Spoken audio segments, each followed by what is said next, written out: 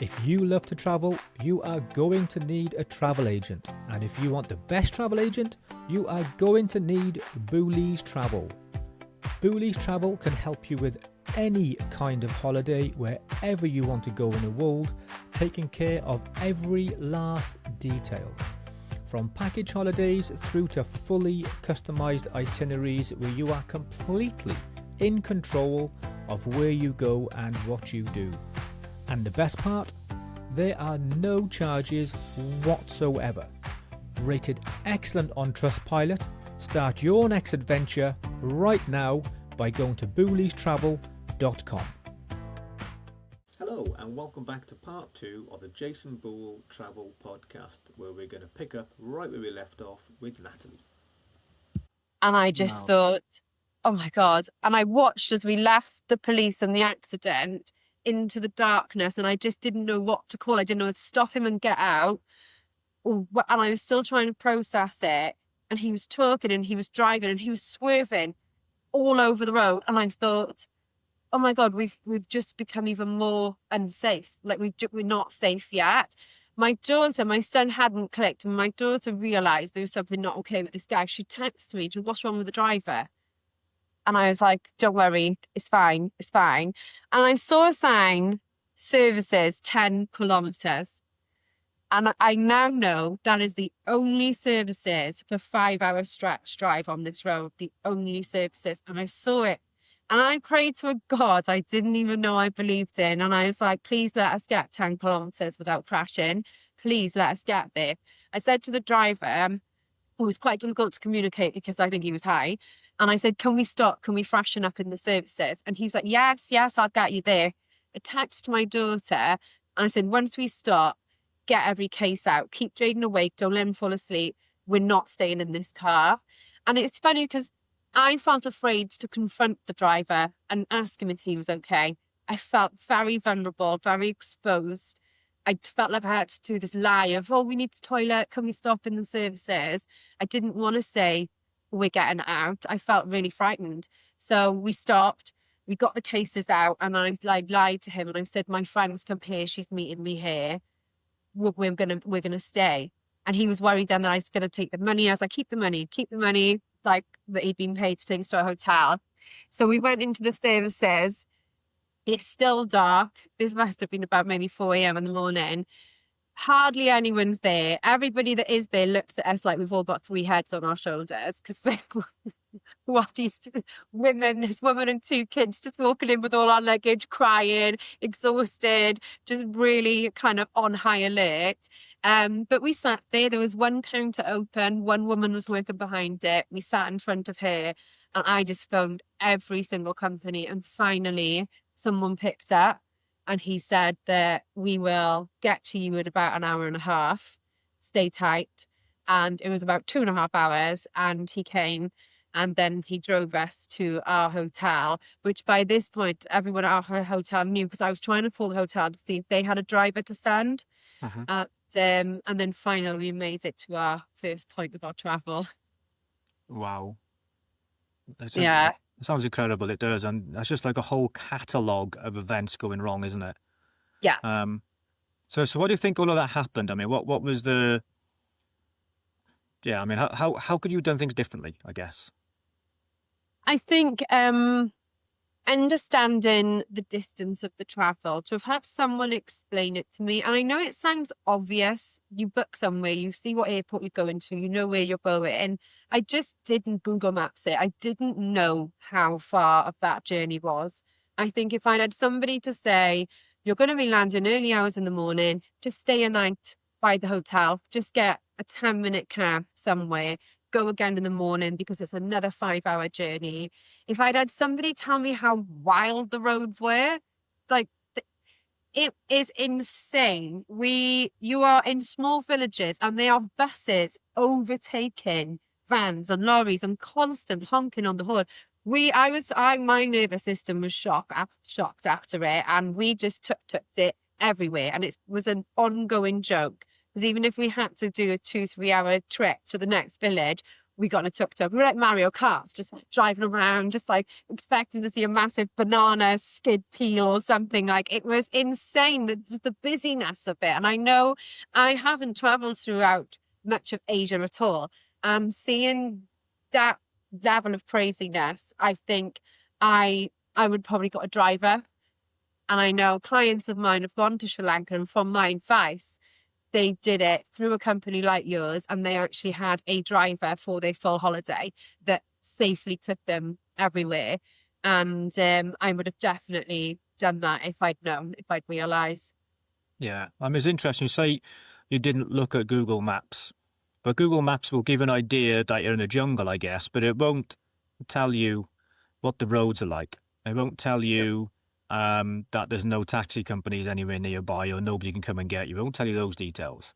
No, Yeah, well, there's only so so you, much you find on Google. of Sometimes course, it's just into people that have either done it or specialise in it, that the world's not all the same, and I think you get quite used to holidaying in Europe. My children and I go to Europe often, so we're very familiar, and I had that level of confidence in myself.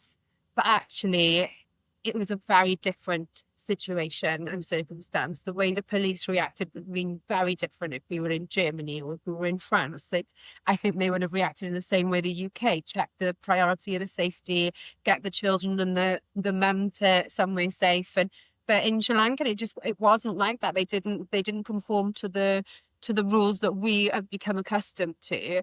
And I think to have had an insight into that beforehand, it wouldn't have stopped me going, because that was the whole point of my adventure. yeah, But to have been a little bit more prepared would have made it a bit safer.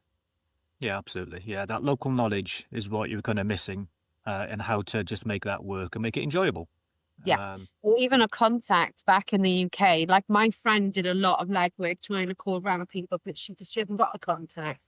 I didn't even think at the time to call a travel agent and to say, I've messed up, I'm stuck, I'm here. What do I do? That hadn't even occurred to me when I was there. Whereas if I booked it through that, I would have had that point of call. I could have said, because the accident, it could have happened to anyone.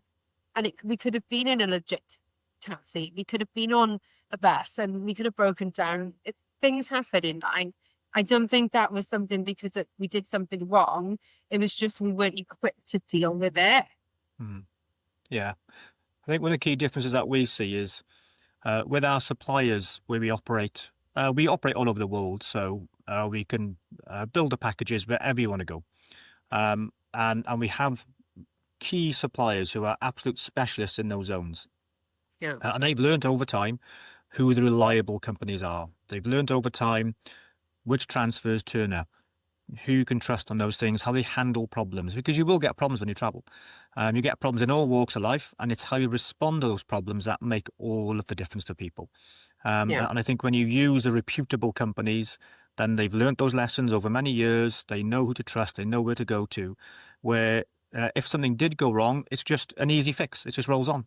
Yeah. There's already in hand. There's already another car to come and get you. There's those other things. And usually there's somebody who can speak your own language, who can help you and just say, it's okay, this is what's happening, these are the times, and this is where we kind of go with it. And what to do and what not to do. Because in some countries you have to pay the police off to get any help and assistance, and in other countries you don't. And it's just knowing all Yeah. those little things about who you can trust and who you can't trust and where you go. I think that's absolutely key. But Yeah. I was yeah, very alone in a moment that I needed a support network. I was very alone. And if yeah, I'd had that contact to say, we've crashed, we're on the side of the road, help, at least I would have, even if I was still, I would have been there for 2.5 hours regardless, because that was the distance that we were yeah, at. But they're not knowing if anyone was coming. They're not knowing if these men were just going to get in the car and drive off and leave us on our own, or not knowing if they were going to hurt us. Like, it's, and then you're in survival mode. And I think as a mum in particular, you are then seeing danger that might not even be there, because you are thinking, what am I going to do if the worst thing happens? How am I going to keep everyone alive and safe? And how are we going to get through this? And yeah. I didn't want anyone to call to help. Just tell me what to do. At that point, I would have gladly been told what to do. Yeah, 100%. I think it's very different to when you're in your 20s and you're traveling by yourself. And, you know, to you, that would have been a really fun experience, I guess, back in your 20s. But that dynamic shift of having responsibility for other people just changes everything, doesn't it? It really ups the game and ups the pressure massively. It does. It does. And I've had it with I'm at that point in my life where I've got the children to think about. And even when I holiday with my parents, I'm also now thinking about their health and well-being. Yeah. And it's a balancing act when I think you're in your 40s, because you've got, or certainly what I have is either side of me. So unless I holiday on my own, it's I've got to have to have a plan in place to meet everyone's health needs and everyone's safety needs. Yeah, absolutely, and that's another element of what we do is like multi-generational travel, and it does exactly those things. So it's helping you to find the places you can go where you have to get the experience you want, but you can also take care of all those other different needs as well and things. And you mentioned cruises earlier. Cruises are great multi-generational travel because it can cater for everybody very, very well. And you Yeah. can dip in and dip out of things, but you can also travel around the world and do those other really exciting things that you like to do, those Yeah. spontaneous stuff. And get it all done, but still cater for everybody's needs, which is a massive challenge. So how did the Yeah. rest of the holiday go after that then? You finally got to destination. How did it go from there? It was amazing. I think for a lot of it I was on high alert. But we got to the hotel, we rested for a few hours. My friend came and met me. And we threw ourselves into surfing, something none of us thought to do. But I needed an activity that was going to take our mind off what we'd been through instantly. And in Sri Lanka, the waves are amazing, and every beach had the local surf school. And what I did was every morning we went down and paid for private lessons, because it gave me an hour to switch off from thinking that I had to look after the kids, because I knew they had their instructor, and we all love the water. We're all really confident swimmers. The experience of, we got to know a lot of the people that were teaching, and because we stayed a couple of days in each little coastal village, and we got to know them, and things just being on the beach, and before you know it, there's 8 or 9 people playing football. No one can speak the same language, but they all speak football. They all speak fun. And like the way that we travelled, by having that freedom of being out of a complex again, really did feed my soul. And as much as the accident was a bad start, the people in Sri Lanka are beautiful. They've got a really kind, natural kind of nature to them. The spontaneity of the weather, like you can be sunbathing and all of a sudden they can just be absolutely throwing it down with rain. It was fun. It was exciting. Swimming with the turtles. Like we did the snorkeling over the Japanese garden. It was absolutely incredible. The food's amazing. It's not been heavily commercialized, so everywhere we ate there was a full family, and they were putting their heart and soul into that dinner, and you could taste it. The food was gorgeous. The people were lovely. We moved around a lot, quite hard with children. Again, another thing I've learned, I would have stayed a few more nights in each place and I would have done less. I did it on a wing if it was just me packing a bag and moving, but when you've got 2 children and you're moving them from place to place. So I think again I would do it that slightly different, where I'd just accept I'm going to see a bit less but enjoy the places a little bit more. And it was wonderful. The only thing we didn't do that we had planned before was the safari. We were going to come back up mainland, but I really struggled with facing that journey back, and we left it until the last day, and what we did was book a hotel near the airport. So we did that journey the one day, and then we did our flights home the next day, and that was much manageable.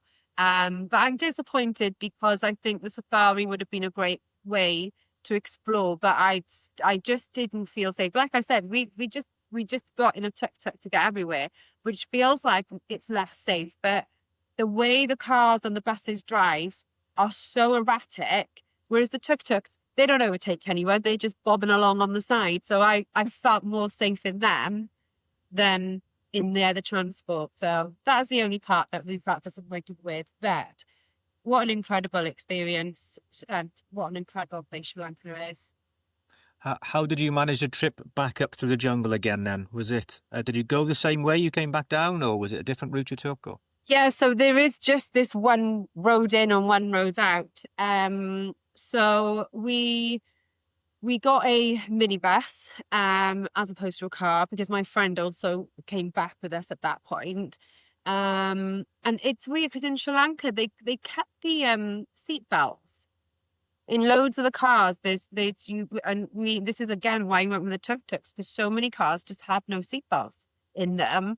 But we insisted, and the one taxi they sent us didn't have seatbelts, so we sent it back and we got another one. And I'd Well done. found my authoritative ability to insist on what I knew I wanted at that point. And again, it ate into the holiday a little bit, and the anxiety that created, because I was the one sorting it. Whereas, like I said, if that was pre-organized, then it wouldn't have been a consideration. We could have just enjoyed that time a little bit more. But we just really made sure. And the poor driver, it took us probably about 6-7 hours, because I was like, slow down, you don't need to overtake, stay where you are. And he was just like, so it took us all day, but we all got there. And I was like, these are just the measures I've got to now put in place to feel safe. Fair enough. Absolutely, yeah. You have to do it, and I'm glad that you found that confidence to speak out. But you're quite a confident lady anyway, aren't you? So, yeah, it's all good. But it's difficult. I can understand. I don't think I did speak up enough at the airport. I didn't question things enough. I think I was tired, and sometimes you go with the flow, but that's not necessarily the best or safest thing to do in a new country that you've not visited before. It's better to have someone there with your name on, waiting for you, knowing where you're going, knowing the best route, knowing that they're well rested and that they knew they were doing a night shift. And because it's a difficult job driving through the night, so it would have been better to have somebody with them that to have been pre-organized. Yeah, and also they need to have the support structure around them that says that they can get help when they need it, so they can have another car to come and help, and they can have all those things instead of kind of relying on your drunk uncle. Exactly, that's what it felt like. I think my driver was just phoning around everyone he knew just to get someone, because I think he knew that we'd be left there otherwise. So, but that's not the safest route, is it? Yeah. Well, we live and learn, don't we? We live and learn. We do, and it was great, and I absolutely loved our adventure. And I live in the hope that my children will tell me one day that they're off and that they want to explore the world even more. And myself and their dad, we've both traveled quite a lot with them, and I want to equip them with as much knowledge of the world and as much experience. And sometimes you learn your best lessons when you are really up against it. And they did learn in that moment resilience. They did understand. They read the room. I mean, normally kids standing on the side of a road for 3-4 hours, they're going to be arguing, they're going to be bickering, they're going to be moaning. Not a peep off them. Like they sensed the fear and the situation that we were in, and they watched, they learned, they listened. And I feel like that they had a big life lesson of what to do. Like, don't panic. Think sensibly. Get somebody on the phone that can help you figure out what to do next. Try and communicate. Stay calm, because the frustration I felt when no one was talking to me, and like with the police, like I would have offered them anything to get us out of there. I was more worried that I would insult them, because it did cross my mind, and I was like, if you want money, I'll give you money. Like, it's not a problem. Just get us to somewhere. So yeah, it was an experience, and it wasn't all great, but the not so great bits we learned from, and then the rest of it we absolutely embraced Sri Lanka and we loved it. Yeah, you mentioned again about the police there, and we were on a stag do a few years ago now. We're in Portugal, which is, a very developed country. And it, we had a little issue on one of the nights, and I'm just surprised as to how differently the police behaved to what we're used to here. Right. Yeah, and you think nothing of going to Portugal, it's absolutely fine, but there's very big differences around the world in how different people operate, Hmm. their standards and how they work, which we just completely forget when we travel. And yeah, you have to be very aware of that. And even Portugal is a safe place to go. But there's a difference. There's a difference in how people see things, expectations, how they behave. Yeah, there's a massive difference. It's a big eye opener when you start to travel around the world, isn't it? It is, yeah. And it opens your eyes, it opens your mind, it opens your heart, and there's so many amazing things to have. Travel is a really important part of our life. And I'm really glad that our experience didn't frighten my kids into not going. Yeah. It gave them the bug to do it more. But it isn't something that you can just take lightly. I really think that you need to know about where you're going and what you're doing, and having someone help guide you with that is what you need.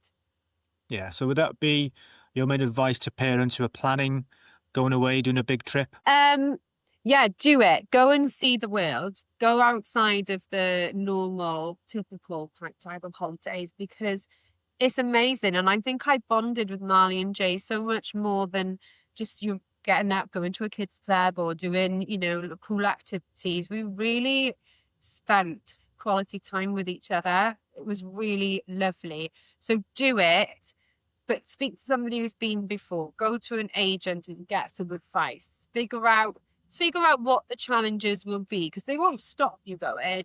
But if you're equipped for it, you will just have a better holiday and you'll just feel safer. So do it. Go see the world. Don't be afraid, but be a bit more organized than me. Yeah. Did you think people often underestimate kind of how quickly a holiday can turn?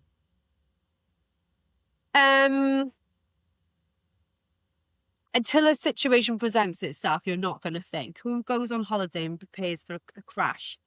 Yeah. Like, no, you're not going to have that as if we crash, do this. So I think holidays, any experiences in life, they can turn in a blink of an eye. And I think you have to be exceptionally able to think quickly on your feet and to not panic. And I think as a parent, I think you learn that as soon as you have a child, that you're no longer going to put yourself first. You're going to put that child's safety first, and you're going to think what to do outside the box to keep everyone okay under pressure. I think as a mum, you instantly have that. You have that instinct in you to do it.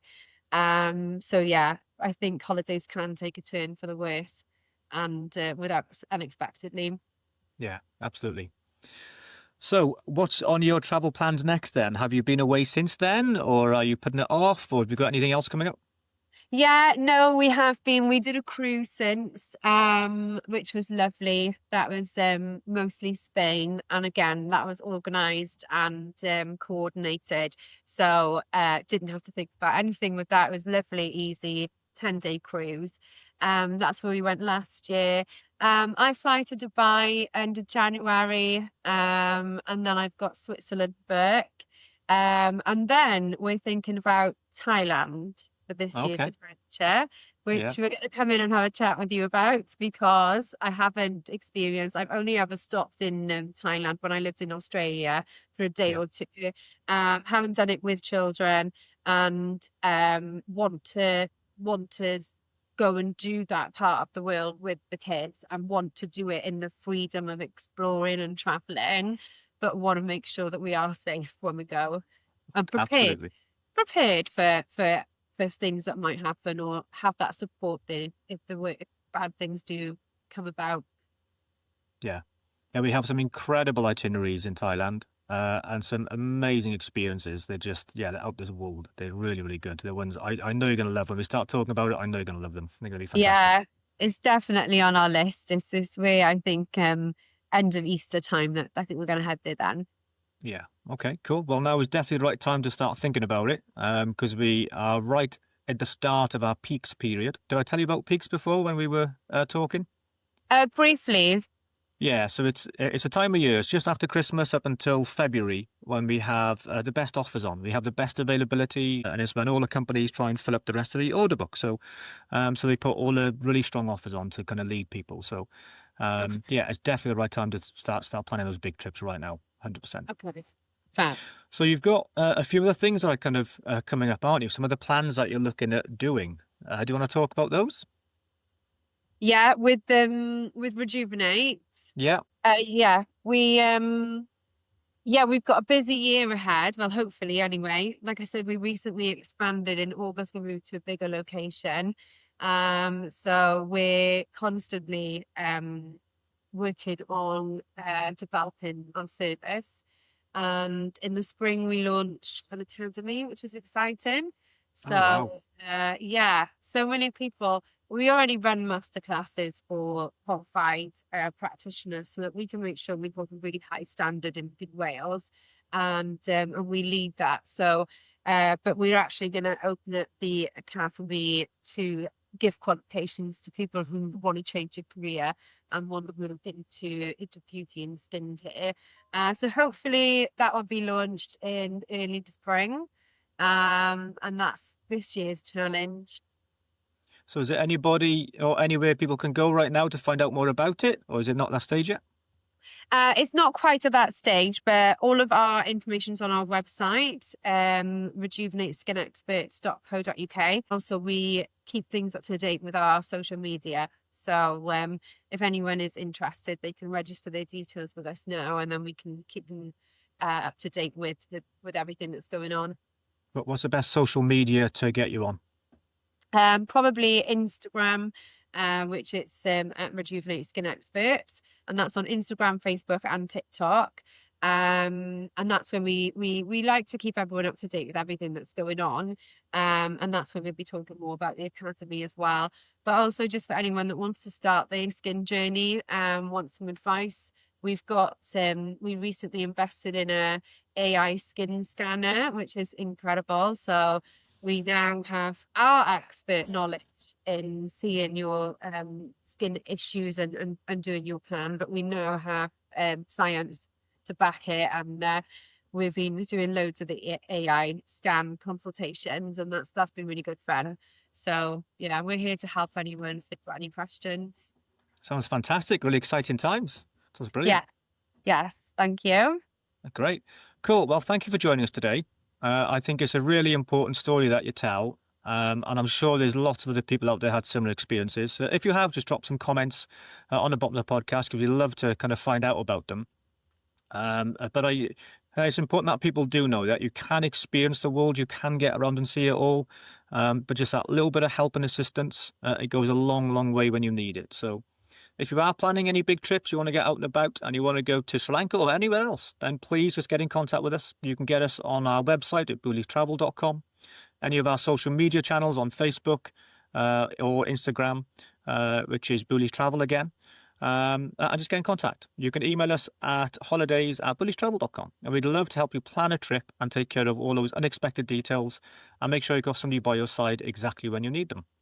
Natalie, thank you very much for joining us today. It's been great to talk to you, and best of luck with Rejuvenate and what's coming up next.